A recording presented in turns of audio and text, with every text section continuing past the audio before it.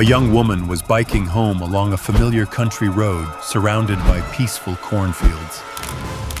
Just a few hours later, only her bicycle lay silently by the roadside, alongside disturbing traces that sent shockwaves through the entire town. The Fulton County Sheriff says authorities located the body in an area around County Road 7 Friday night. And who was behind this heartbreaking disappearance? The murder of Sierah Joughin outweighs any and all mitigating factors beyond a reasonable doubt.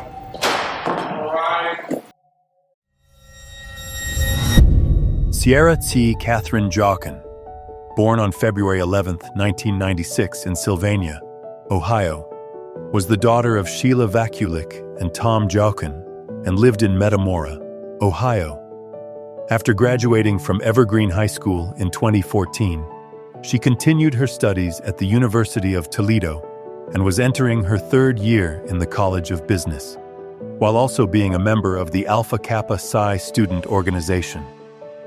Throughout her school years, she played on her high school volleyball team and continued participating in intramural volleyball at UT. Alongside her studies, Sierah interned at ICE Industries with plans to pursue a career in human resources management after graduation. Her family and friends described her as energetic, humorous, and someone who always stood out in group activities. As the oldest child in a family with 2 younger brothers and 2 younger sisters, Sierah was especially close to her mother. Those who knew her remembered a fun-loving girl who enjoyed making others laugh. And even as a teenager, she would freely dance down the school hallways in cheer outfits, despite not being on the cheer team, simply to bring joy to everyone around her. At Evergreen High School, when she was just 13 years old, Sierah met Josh Kaczynski, who would later become her long-lasting young love for many years. After 7 years together, they continued to maintain a strong relationship and had already begun talking about marriage plans once they both finished college. They shared many common interests such as sports, outdoor activities, and traveling. Josh often joked that he rarely won any arguments because Sierah had a strong, independent personality and was always very decisive in everything she chose to do. Sierrah's Aunt Tara said she had a natural ability to make anyone feel comfortable, even those who were introverted or shy, and in any environment. Sierah could easily make friends and leave a warm impression on everyone around her. On July 19, 2016, at 6:30 p.m., the summer weather in Metamora, Ohio was ideal for hiking and biking along the quiet country roads, and that was also why Sierah chose to go out instead of staying home as her mother wished, who had hoped to talk with her about post-college plans. Sierah had just gotten a new purple bicycle, and she decided to use it when leaving Josh's house after an afternoon the two had spent together. Josh rode his motorcycle while Sierah rode her bike, and before they went separate ways. Josh recorded 2 short videos and posted them on Snapchat at 6:45 p.m. to capture their final moments of the day. The distance from Josh's house to Sierrah's mother's home was about 7 miles, and when only a few more miles remained, Sierah told Josh that he could head back because she could finish the rest of the ride on her own. It was still bright outside, the weather was warm, and conditions were perfect for biking. Josh continued riding his motorcycle alongside her for a short stretch, but with her naturally independent personality, Sierah kept reassuring him that he could return home without worrying. Josh eventually agreed, and before parting ways, they stopped to hug and say goodbye. Josh told her to text him once she arrived home. They said their goodbyes near County Road 6 in the Metamora area of Fulton County, where Josh watched as Sierah rode farther away along the road lined with wide stretches of cornfields on both sides. But the calm of the evening quickly disappeared when Josh returned home and waited for Sierah's confirmation text. Yet his phone remained completely silent. After a few hours without any response, he called Sheila, who at that time believed Sierah was still with Josh or had already made it home safely. Only when the sun had fully set, the temperature began to drop, and both sides realized that neither of them knew Sierah's current whereabouts, did the worry truly rise. Her phone went straight to voicemail, adding even more uneasiness. Meanwhile, Sierah was wearing shorts, a neon tank top, a Fitbit, and riding a brightly colored bicycle, very easy to spot in daylight. But now darkness had fallen completely, and the route she traveled stretched for miles through wide cornfields. If she had encountered a problem or was injured somewhere in that area, the chances of finding her would become extremely difficult. After about 1 hour of Josh driving along the rural roads calling her name with no results, the family decided to contact law enforcement. With large open fields and limited visibility, search teams required helicopters and K-9 units to begin sweeping the Metamora area and the surrounding routes. At 11 p.m., authorities officially filed the missing person report, and by 3 a.m., the search expanded as family, friends, and law enforcement gathered at the scene, using flashlights to sweep through the pitch-black cornfields stretching to the horizon, where everything looked almost identical and made it difficult to identify any landmarks. Just as hope was fading, a sudden reflection caught in the light and led them to Sierah's brightly colored bicycle lying at the edge of the field. Nearby, on the ground, were several unfamiliar items that did not belong to Sierah, including 2 pairs of sunglasses, a screwdriver, and a small fuse box. There were also marks believed to be from a motorcycle, along with broken corn stalks and several dark stains on the plants, indicating that a serious incident had taken place there. These signs suggested that Sierah may have been forced off the road and pulled into the field, only about 500 feet from her home. They immediately secured all access points to the area and requested assistance from the FBI. An agent at the scene noted that the location where the bicycle was found showed clear characteristics of a site connected to an unlawful detainment. Because Josh was the last person to see Sierah, and there were marks that appeared related to a motorcycle, he was questioned first. However, with evidence showing he had been at home at that time, and with his obvious panic and distress over Sierah's disappearance, Josh was quickly ruled out as a suspect. Investigators moved on to analyzing Sierah's phone data and Fitbit information, but found nothing useful. Her phone had registered a single signal a few miles from where the bicycle was discovered, yet that area revealed no leads. This forced detectives to consider the possibility that she had become a victim of a trafficking network, as areas just outside Metamora had previously reported young women being taken thousands of miles away, even turning up as far as Las Vegas. The rural landscape, long country roads stretching for miles, and the near absence of surveillance cameras made the search extremely challenging. If Sierah had been taken away within the first few hours, determining her location at this stage was nearly impossible. While Sierah's family stood along the roads that had been sealed off with crime scene tape, police told them they could not share any information because the investigation was still active. The details found near Sierah's bicycle remained undisclosed, leaving the family with no choice but to keep calling friends, classmates, and local hospitals in hopes of finding answers. They prayed that someone would pick up the phone and confirm she was safe, that the lack of contact was simply because her phone had run out of battery, and everything could still be explained in a far more ordinary way. Police later received a call from a local resident living near the Metamora area. He reported that on the very night Sierah went missing, while driving with his son on a rural road. He saw a black motorcycle helmet lying in the middle of the road.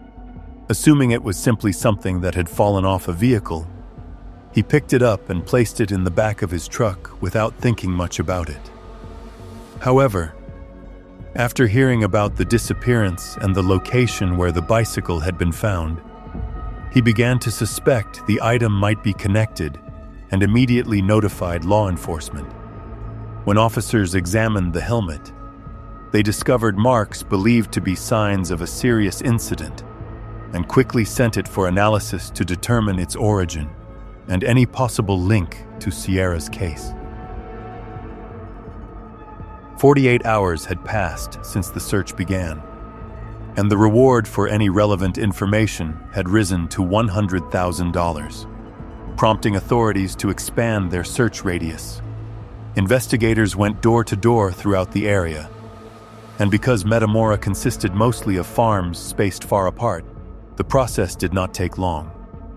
During this sweep, they approached an old 1-acre property that held a rundown house along with several small outbuildings.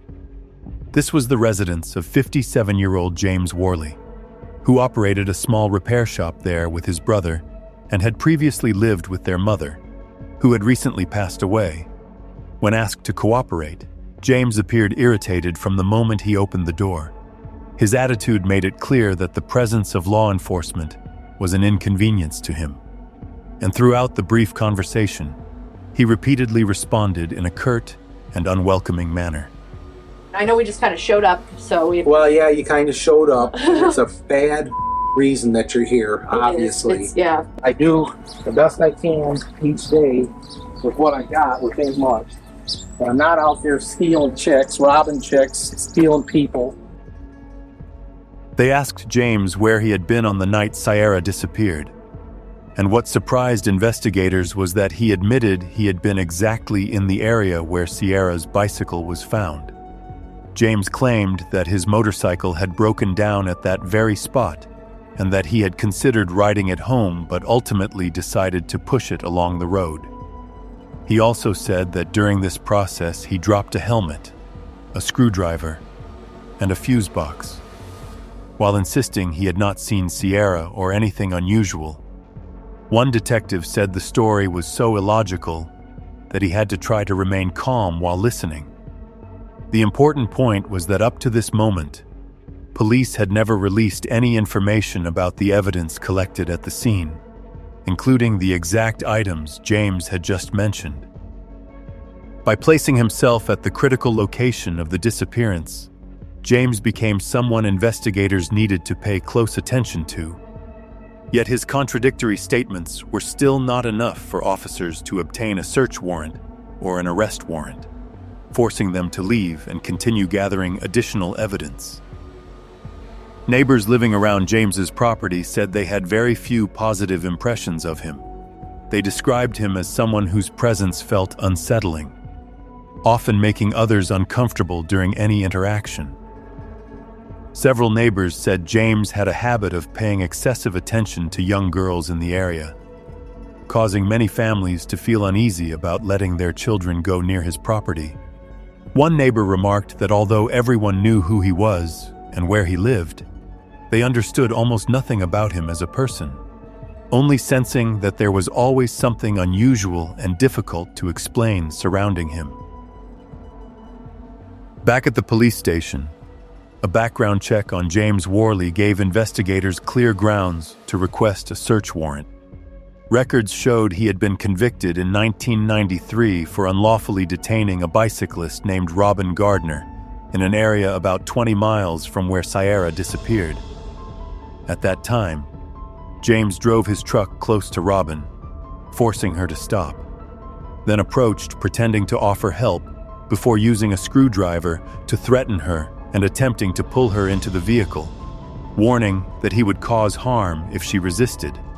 He even took handcuffs from the glove compartment to restrain her. Robin escaped only because she managed to jump from the moving truck and was aided by another driver. James was sentenced to 10 years in prison, but served only 3 before being released. The behavioral pattern in his prior case was strikingly similar to the signs detectives were observing in Sierah's situation, compelling them to widen the investigation and view him as a primary suspect. When investigators returned to James Worley's property with a search warrant, they examined the entire system of outbuildings behind the house. In the structure farthest from the residence, they found a green container on the ground covered with piles of hay. Inside were multiple bags containing women's undergarments and clothing that had been sorted and labeled, including several items bearing signs of a serious incident. As officers focused on this area, James grew noticeably anxious and repeatedly insisted that it was too hot inside and that they should step out for fresh air. But the investigative team continued their work. Upon closer inspection, they noticed dark streaks on the walls of the building. And throughout the space were numerous concerning objects, such as handcuffs, zip ties, rolls of tape, rope, various dangerous items, masks, and several other pieces that were later also found in James's truck. The area contained hidden cameras and a mattress showing severe traces of distress. A sheet of plywood leaning against the wall caught investigators' attention, and when they moved it aside, they found beneath it the opening of a concealed pit. The pit was actually a freezer buried into the ground, lined with a carpet showing unusual marks and emitting a strong chemical odor. Based on everything they observed, investigators determined that this outbuilding had been set up as a place used to restrain and control victims in previous incidents, revealing the level of danger in James Worley's actions. In response to the evidence found in the outbuilding, James offered several different explanations. At first, he claimed that the bags of clothing and undergarments had been left behind by an old acquaintance.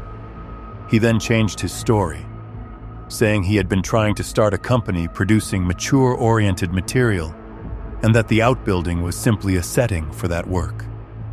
When an investigator expressed doubt, James blurted out that, with his life experience, he would never leave behind any traces that could get him detected. However, neither his explanations nor the items recovered from the outbuilding aligned with one another. And at this point, investigators determined they had sufficient grounds to proceed with an arrest. James Worley was handcuffed and taken into custody as a suspect connected to the unlawful detainment of Sierah Joughin. During the search of the main house, investigators discovered a letter written by James to a court-appointed therapist. The contents showed that he admitted after each unlawful detainment he had committed in the past, he would learn from the experience, and in the event of a future victim, he intended to conceal everything by burying that person completely. This letter became an important piece of evidence demonstrating the level of danger in James Worley's behavior and further strengthened the grounds for expanding the investigation. A few days after the search began, a drone deployed over the rural area surrounding Metamora detected an unusual mound of soil in a cornfield located a few miles southwest of James Worley's home. The shape of the mound showed signs of a freshly dug hole that had been loosely covered. At 6 p.m. that same day, a K-9 team was brought to the area along County Road 7 in Delta, Ohio, and quickly reacted at that location. In a shallow grave, they discovered the remains of Sierah Joughin. Authorities searching an area around County Road 7 tragically found what we believe to be Sierra's remains. She was found with her hands restrained by handcuffs, her ankles tied with rope and connected to her wrists, indicating she had been completely immobilized. Her body was intact, and she was wearing a diaper that had been put on after the incident, while a plastic gag placed in her mouth had caused restricted breathing strong enough to break a tooth. The forensic conclusion determined that her passing was caused by obstructed respiration due to the gag. There were no signs of physical misconduct of an inappropriate nature, but what was documented at the scene reflected the severity and cruel treatment she endured before her loss. The exact time of her passing could not be determined, but her official time of death was recorded as 9 p.m. on July 22, 2016, when medical specialists completed the verification process. When the phone rang late that night, Sierah's family received the call they had been fearing for hours. According to Sheila, everyone in the house held their breath the moment her father answered.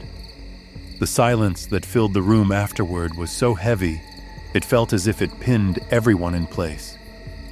Sheila described the moment as falling into a deep, dark void, where no one could react or form a single word. When the call ended, nobody spoke.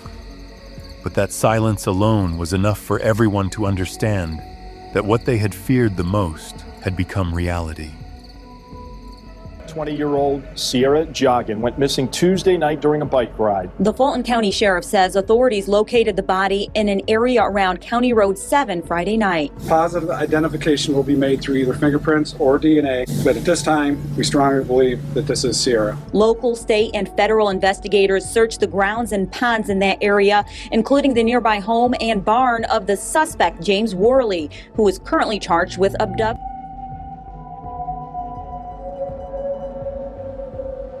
The funeral of Sierah Joughin was held on July 28, 2016, at Christ the Word Church in Sylvania, Ohio.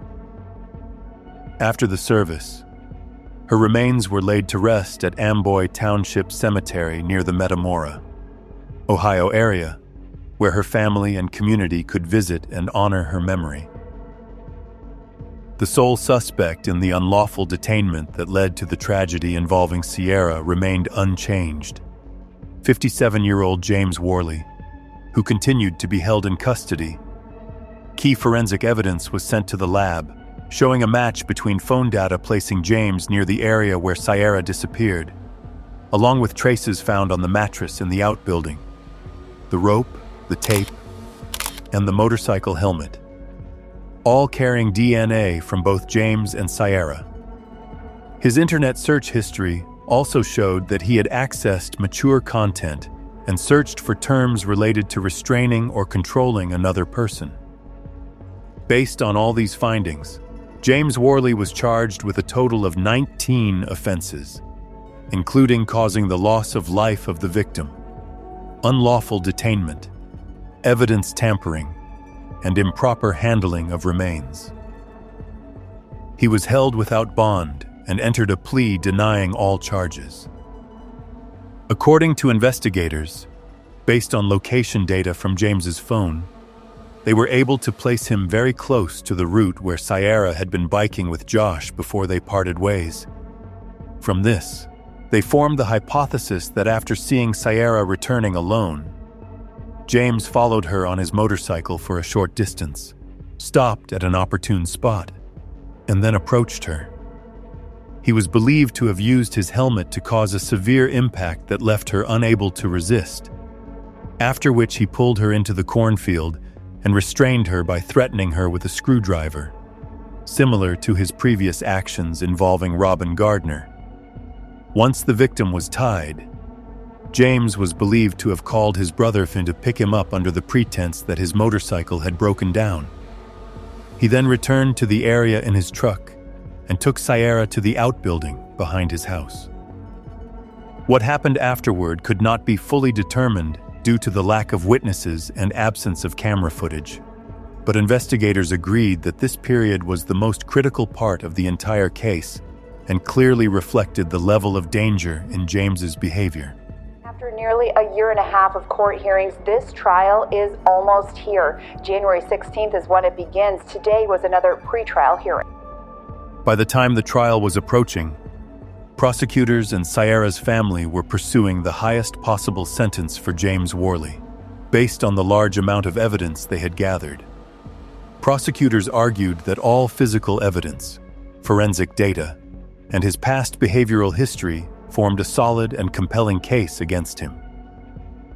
Meanwhile, the defense attempted to raise doubts by pointing to a small amount of unidentified DNA found under Sierah's fingernails. They argued that this could indicate the involvement of a third person, suggesting that it was not possible to conclude clearly whether James was the one who directly caused the tragedy or merely played a supporting role.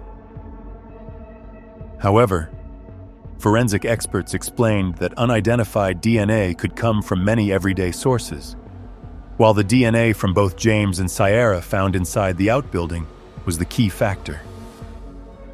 The prosecution focused on the discoveries made on James's property and the striking similarities between the current case and his previous actions involving Robin Gardner. Several significant witnesses were called, including Sheila Vakulik, Josh Kaczynski, and Robin Gardner herself, who had survived the incident in 1990. In contrast, James's defense brought only 2 witnesses to the stand, reflecting a strategy that relied mainly on raising suspicion rather than providing concrete evidence to counter the prosecution's case. Get in the truck or I'm going to kill you. The harrowing testimony of Robin Gardner, a woman abducted by James Worley in 1990. Gardner didn't want her face shown, but recounted the details of July 4th, 1990. Didn't fight, but I struggled to get away and begged to get away. Members of the Fulton County Sheriff's Office, along with investigators from the Bureau of Criminal Investigation, testified to finding a cornfield Sierah was abducted from, showing the jury blood-stained evidence they collected like Sierah's sock and bike, and images of how Sierah was found in that grave brought a BCI investigator to tears. She's got straw in her hair. You got a brassiere, like a lace color brassiere, handcuffs, and adult hiking.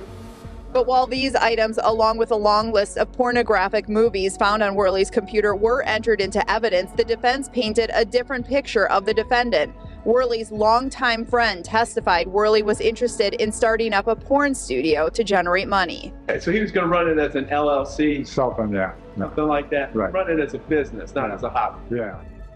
At the trial, the defense portrayed James Worley as someone who had experienced significant personal trauma and faced considerable challenges related to mental health.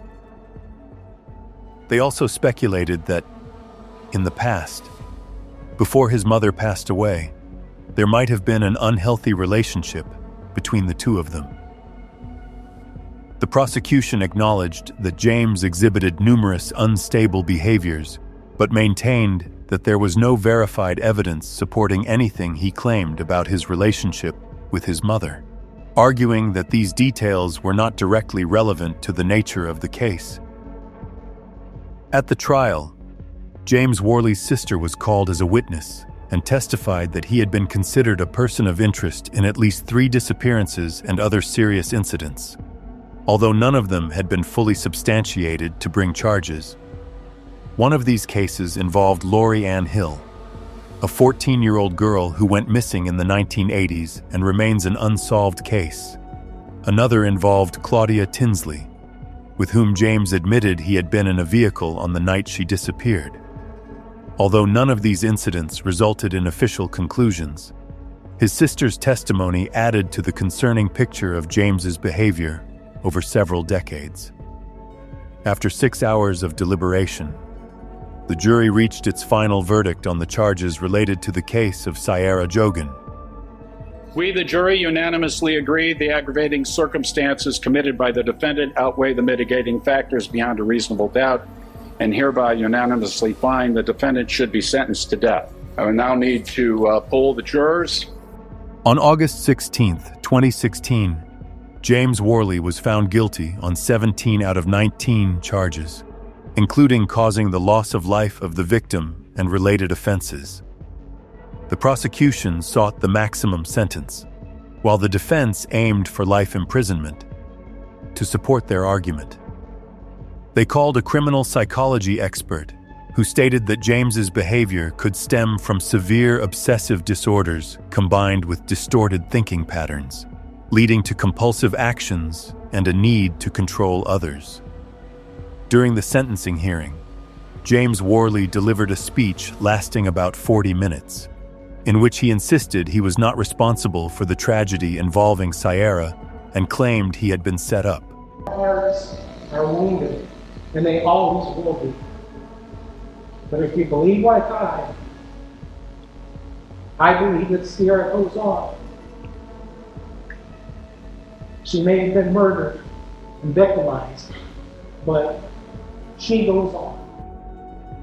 During his statement, James Worley made a controversial remark when he said that no one should question why the victim had not been subjected to a serious ethical violation, then went on to imply that she was not someone he had paid attention to until. These comments immediately became too much for Sierah's family to bear, forcing them to stand up and leave the courtroom in silence.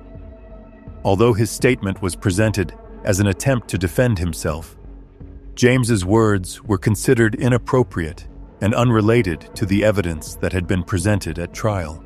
The aggravated murder of Sierah Joughin outweighs any and all mitigating factors beyond a reasonable doubt. The court therefore accepts the recommendation of the jury. The court orders that James D. Worley is hereby sentenced to death for the aggravated murder of Sierah Joughin. The court orders that the execution date of James D. Worley be set for June 3, 2019, to be carried out by the appropriate authorities. The court typically concludes this case by having a few comments. I have been told by my brethren who handle these cases that is inappropriate here. Suffice it to say, Mr. Worley, I think you would have been well advised to listen to your attorneys before you made your statement. I thought your attorneys did an excellent job in handling your defense. And one further comment, Mr. Worley, if I thought there was a snowball's chance in hell that you were innocent, you'd be looking at life. Court's in recess. All right.